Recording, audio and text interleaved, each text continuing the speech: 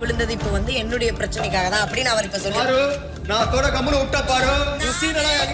இந்த ப்ரமோல விஷயம் என்ன அப்படின்ட்டு பார்த்தீங்கன்னா, பார்வதின்னு சொல்லிட்டு ஒரு 4 அடிமை இருக்காங்க இல்லையா, 2 எக்ஸ் அடிமைகள், 2 கரண்ட் அடிமைன்னு சொல்லிட்டு 4 அடிமை இருக்காங்க இல்லையா. ஸோ அந்த 4 அடிமைகளுக்குள்ளேயும் நடக்கிற பிரச்சனை தான் இப்போ இந்த ப்ரமோல வந்திருக்கு. ஸோ கலைக்கு வந்து பார்த்தீங்கன்னா ஒரு 5 ஓட்டு வந்துருக்கு இல்லையா நாமினேஷனில். ஸோ அது வந்து அதை பற்றி வினோத் பேசியிருப்பார் போல இருக்குது. அதை வச்சு தான் இப்போ பற்றி விட்டு ஒரு பிரச்சனையை க்ரியேட் பண்ணிட்டுருக்காங்க.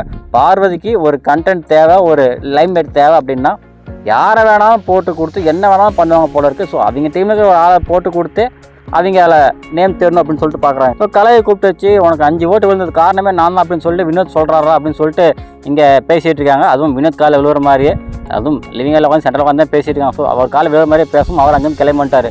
பார்வதி அதை நான் அப்போவே சொன்னேன், அப்பயே நான் விட்டுட்டேன், நீ மறுபடியும் தேவையில்லாமல் முடிஞ்சு போனால் கூப்பிட்டு கிளறி பிரச்சனை பண்ணிகிட்டு இருக்க, அதெல்லாம் தேவையில்லை விட்டுரு அப்படின்னு சொல்லிட்டு அவர் சொல்கிறாரு. பார்வதி என்னைக்கு யார் சொன்னதை கேட்டிருக்காங்க, விடுவாங்களா?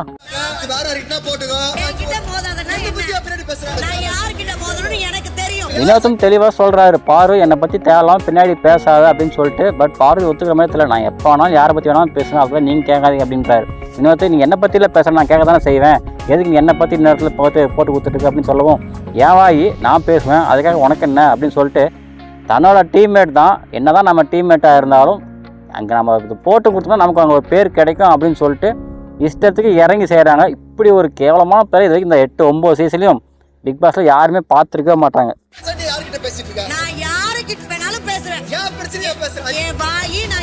பார்வதி என்ன சொல்கிறாங்கன்னா, உன் கூட பழவதுக்கு அப்புறம் தான் கமருதீன் எல்லாம் ஒதுக்குறாங்க அப்படின்னு சொல்லி வினோத் சொன்னதாக சொல்கிறாங்க. அதுவும் கமருதீன் முன்னாடியே சொல்லிட்டாங்க. இது வந்து பர்சனலாக தனியாக உட்காந்து பேசும்போது சொல்கிறத கொண்டு வந்து சபையில் வச்சு உடச்சி போட்டு கொடுக்குறது அப்படிங்கிறது கண்டிப்பாக நல்லா செயலே கிடையாது. அதுவும் ஒரே டீமுக்குள்ளே.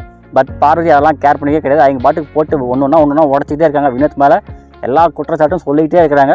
ஸோ இப்போ எல்லாம் பண்ணதுக்கப்புறம் வினோத் அங்கேருந்து கோவமாக கிளம்பிட்டார். பட் உண்மை என்ன அப்படின்னா, பார்வதி கூட சேர்ந்தனால தான் யாரும் கமருதீன் கூட பேசலை அப்படிங்கிறது தப்பு.